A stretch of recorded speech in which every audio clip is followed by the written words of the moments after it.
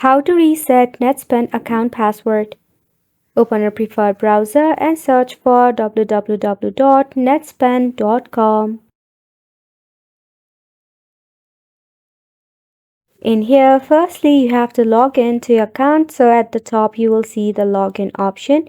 Just go ahead and tap on it to log into your Netspend account.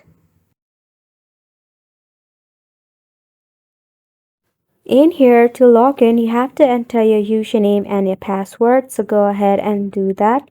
You can also tap on remember username so that you don't have the hassle to remember it in your next login. Now, if you have forgotten your password, simply tap on forgot password. Here, you have to enter your username and your email, then tap on next. Once you do this, in your email, you'll be sent with a login link. You simply have to tap on it. After it verifies that it is really you, it will give you a chance to reset your password. In that case, go ahead and create a new password. And we also recommend you to use a password manager. You can get access to it in your Google as well. So make sure to use a password manager so that you don't misplace a password anytime.